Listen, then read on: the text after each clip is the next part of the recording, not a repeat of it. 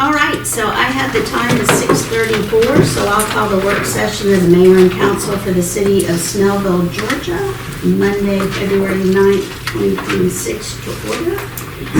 We do have a quorum. All members are present. Did everybody get rested up after the busy weekend? Yes. I'm still struggling. And then I have to go back to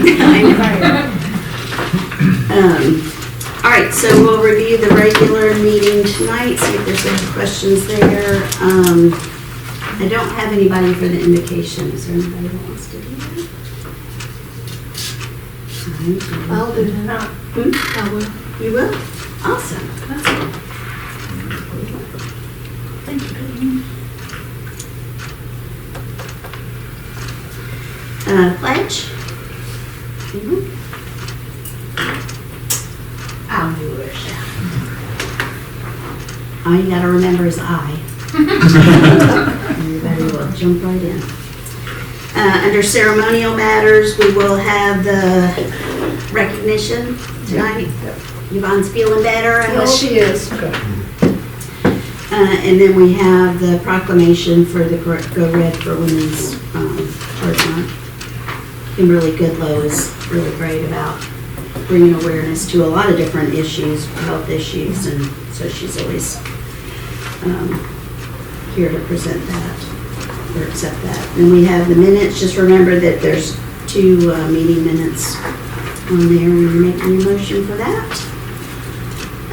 We have the Snellville Youth Council should be here tonight to give an update on what they're doing. And we'll do the approval of the agenda. Under new business, we do have the stat contract renewal. Any questions on that? I do. What is the position of the director? Who holds that position? It says, The Director of Snellville Tourism and Trade, that's Kelly McElwain. okay, thank you.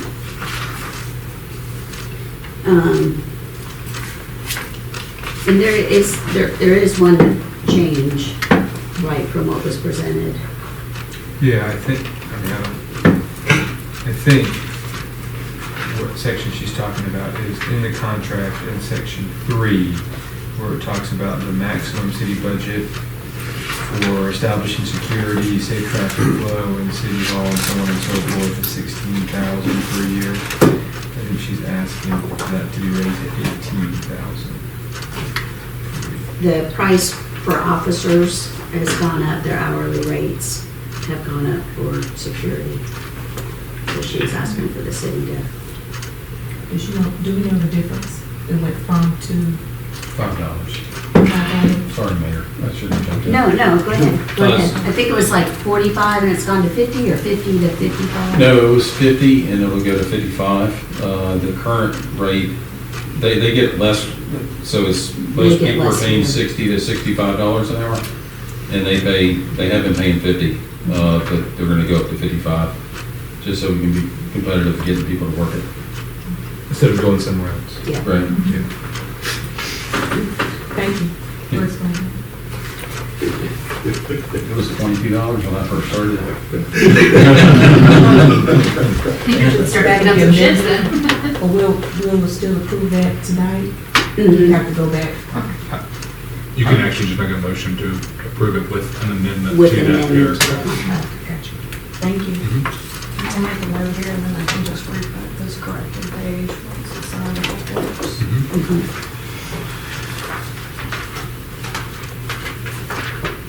And then we have the updated city brand guide.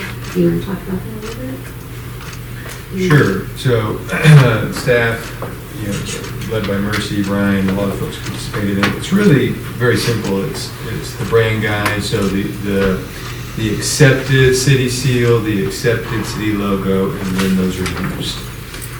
So the simple way to look at it, and it may take you some time. It took me some time to try to figure out, but the city seal is really used on every official document that you all touch. So proclamations, resolutions, whatever it says in this thing, ordinances, fee schedule, budget document. And the logo is for our social media, our website, flyers, promotional stuff, city forums, things like that. So you're just approving the what we call the Acorn logo, the slight change we made to the city seal, and then the uses, and that's it. It's blessed, and it's all documented and clear. So then we're using it now. And then you all have the actual, if you're interested in the actual official brand colors on that. Those all that good. It's a simple document, but it's taken a lot of work to do. Thank you.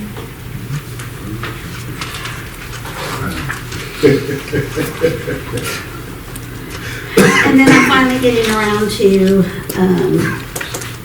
asking for the nomination to put Rochelle as the city liaison to the SYC advisory board. So I'll ask for your confirmation of that. And then that's it. I would ask on council reports, last meeting we went a little when we were all, when it was all said and done, I think it was over 35 minutes that we were in council reports. So if you do have reports, just ask that we all be cognizant of the time. We can shorten those up a bit. That would be helpful. Anything else? Any other questions on the agenda? Any items on? I don't know. Now, work session. Any correspondence? Any city attorney's report? Jay's back. Looking forward to getting him worked in back over here soon. It's really good. I kept it short. Ongoing projects. Thank you, Madam Mayor. So if you all can refer to your city projects update sheet, I'll run through this briefly. So, Town Center, Grove, Talkery, Dumpling Master open for business, which is exciting. And people are loving the Dumpling Master from what I've been told. It's not something I've tried yet, but people like it. And that's great. Yeah, it's great. Parkside District is nearing the finish line. Where that finish line is, I don't know, so don't ask me. But they are nearing the finish line. That is what Matt's I'm going to take it as a win if they're open by Thanksgiving. Yeah, hey, there you go, Margaret. Yeah, by Thanksgiving, that's right. Like Friday dinner, Parkside? Yeah. Then the Grove calendar is set for any questions about some events going on there. You can ask Jan Harrison. And then the Cornhole League will begin in March, and it'll run basically from March till December. And so you'll see folks out there. That was, when we had done it before, a lot of the feedback we had gotten was, it'd be great if I could have a beer while I'm throwing this. In fact, it will be. You just got to give us some time. So now they can get one from the brewery. Taqueria, they got other options. So hopefully we get a good turnout for that. Sanitation bids. So we made a slight change that we got several. It felt like hundreds of questions. It was not hundreds, but it felt like hundreds of questions. We got about 40 to 50 questions from our pre-bid meeting there. And so to give folks a little bit more time to get us a competitive bid, we pushed back the due date about 2 weeks. So they'll be due on the 20th. And then we will do our review, staff will do our review. And if you guys would like to do the work session, special call work session where we might bring a few folks, for an interview, we can still certainly do that. That's in the bid documents, that hasn't changed. And so we'll keep you all informed. Yes, EJ? Is there already a date for that special call? Is that something we'll get later on? That is something we'll probably set later on, depending on if you guys even want to do that. So the way we kind of put it in the bid is you guys may call one of those, not you will call one of those. So depending on how the bids come back, we'll all decide if that's something you all want to do. There. So when we get there, we'll set it. Make sure it's on everyone's schedule there. Nothing on zoning guidelines or info on development zoning guidelines. Package sales implementation. So do you want to mention anything about that? We identified a company to handle the lottery, still working through the process of mechanics and stuff. Okay. All right. So the lottery is active now? No. No, they just found a company. Not a company. We've just been looking for a company that when we hold the lottery, that they will handle it. Okay, so does that mean that we're out of the lawsuit? No. Okay, all right, thank you for that. That'd be great, but. Yes. If it is, then we'll push everything ahead. Yeah. But right now, we've just been looking for that company that could. So that when we- we're ready when to we go can. when the time comes.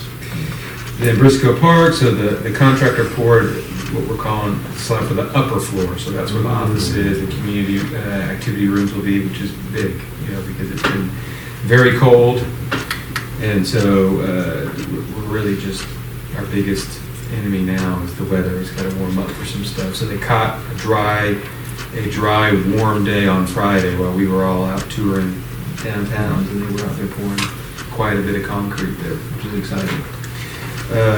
And they're nearly complete with all the stormwater infrastructure that's needed for that project. And then hopefully in the next week or two, when it gets, the weather gets consistently warmer, they'll start installing all the curb and gutter for the parking lot there, which is also another big step in that project. North and Wisteria, so later this week, from Wednesday to Friday, the contractor will be working on what they call leveling the base there. So if you're driving past there, you'll see where there is a drop-off between the curb and gutter that they put in and the existing road there, where you see all those big barrels. So what they'll do is they'll get what they call base, gravel base, and they'll start leveling all of that out in preparation for milling, which is getting rid of all the old asphalt topping and some of the base and relaying that, and then installing what they call the final topping, which is what folks drive on. So you've got more or less 3 layers on the ground. You've got your gravel base called GAB, then you've got the binder, which is the section that binds the base to the final topping, and then the final topping. So we're getting closer on that project. They too are also fighting the weather. It just needs to be warmer. And once it's warmer, then we can get out and mill everything and put the GAB down, they put down that binder and the final topping, and then they'll be pretty much done. And it's some of the cosmetic stuff, like planting some trees, that sort of thing. But it'll be functional on the road. So the message boards reflect that work that has taken place. We put it out on Friday when we got back in the office after the retreat that day. Brian worked on an ad, so we put it out on Facebook. We'll put it out again tomorrow to remind folks.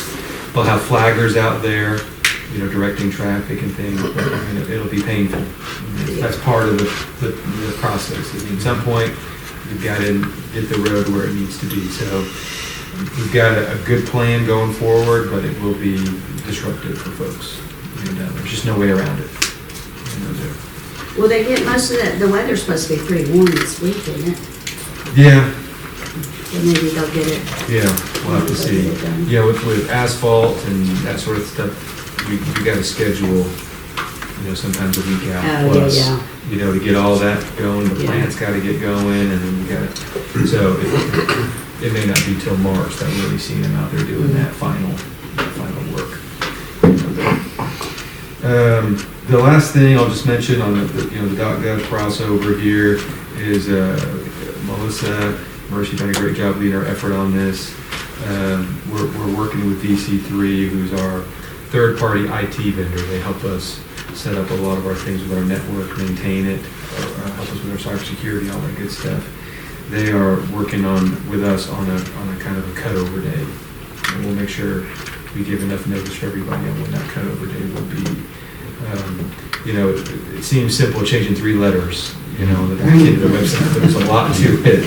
And even we kind of thought, and then BC like, hold on, there's a lot more to it than, you guys, the city may even understand. So we want to make sure it's as least disruptive as we can make it, but there'll certainly be some disruption. I think for all of you, what's important to know is that your city email, the one that's the .org right now, will continue to function. People email .org, and it'll get to your .gov email address, and it'll continue to forward for quite some time, there.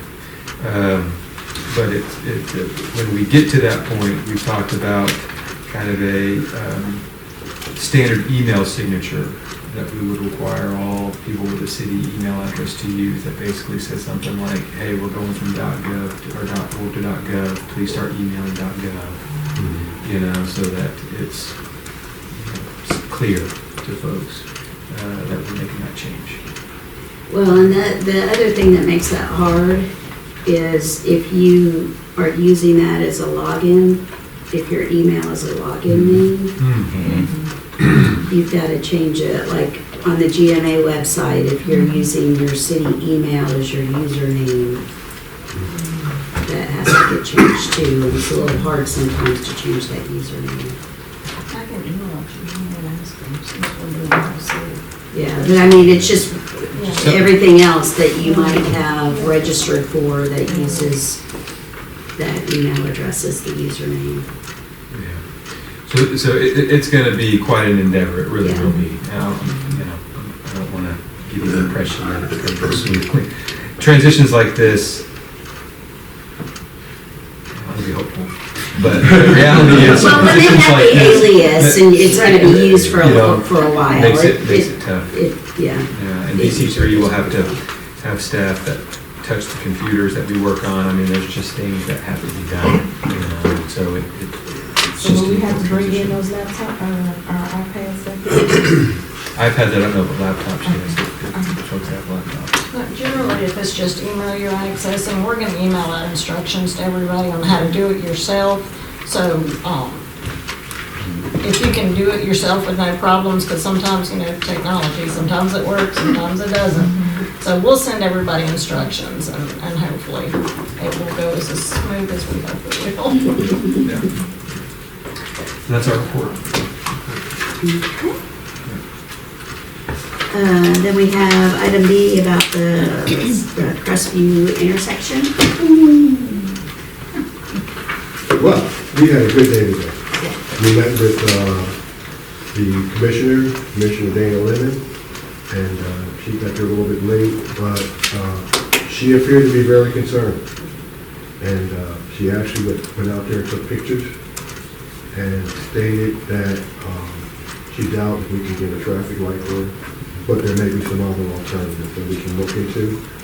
She has a meeting on Thursday or Wednesday. Is it Wednesday? I think it goes down to the board. Yeah, she'll have a meeting with the board, and she's going to bring the topic up and see what alternatives they can come up for that intersection. Maybe something different other than the R-cut that they're proposing, or do you think Perhaps. that's going to be it? Perhaps. She was the first one I've ever heard that says, she said, I'm not an engineer, so I don't care what the lines look like.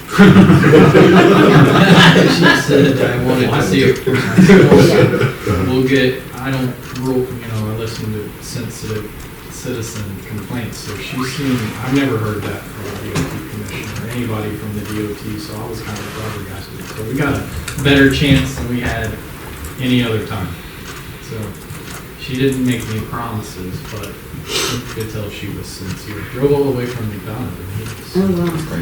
So she said her district She's fairly new on shifted the, from, she was over from McDonough to Douglas, and somehow they flipped her district, and now she's up in Snellville too, so she's just trying to learn everybody again. So Yeah. she was, I was really impressed by her willingness to meet and then even consider, she didn't sound like lip service either, so. yeah. It's better than we were in a better position than we were in before we met with her, for sure. Because I spoke with Norman about, what they're proposing now is just a median from North Crestview on down 78 past the Montessori School, and then getting cars to go down to Rockdale Circle to do U-turns, and they're not going to go all the way down there, that intersection. My concern is that intersection is so dangerous anyway. To push cars down there to do U-turns in that intersection is not going to me, not a very good idea. And wherever that concrete median ends is where they're going to do U-turns. We brought that up too. Yeah. Which may not be a bad thing, That's what I'm saying. because the sight line is so much better. When you get down to like Hickey's Tree Service, you can see cars coming better. So if they did like a, left turn cutout with a U-turn for me, Yeah, it'd be better. But Be you better still gotta than be the a certain intersection. distance away from the light. That's the key, it's all based off of line. We'll see, I mean, I was happy that this is the first time I've ever. she met with them. DOT commissioner come out and actually look at something, a commissioner. It's a lot different than the engineers and the reviewers, so. It's happened once before. Yeah, a couple of years ago, but it wasn't this commission, it was a different Right. person. Yes, And on a different, Different topic. that we know about really. No, never got to. Was there other people there at the meeting? I know it was a lady named Ms. Hunter that was sending emails. Is that a citizen No, or part I'll of take care GDOT? of it. I'll send her email. Lori, Yeah, Hunter, she is- she's a citizen. Yeah, she lives over on Temple. Oh, that's good. Okay, so she's a citizen. I'll get in touch with her tomorrow. It was just the three of us. Thank you. But she took pictures, I mean, she. Yeah, she was engaged. Way to take pictures. Didn't feel like a blow off, you know. Well, Norman's done a lot of work on this and trying to make people aware. It was like the slowest traffic day in Snellville. Yeah. I know walked across that intersection. Like, I promise, this stuff's usually stacked up fast as I mean, it never really picks up the course, it's always something. One thing she did see that she didn't is that I showed her the picture that you had sent to me, Matt, of what DOT thinks the intersection looks like. And then she saw actually what it really looks like, which is completely different. So that was good. So, more to come. She should be in touch with me by the end of the week. The saga continues. The sausage container. Yeah, yeah. All right, well, that is the end of our agenda, no exec session tonight. So I will entertain a motion to adjourn. Second. Motion and a second, all in favor? All right. 6 in favor. So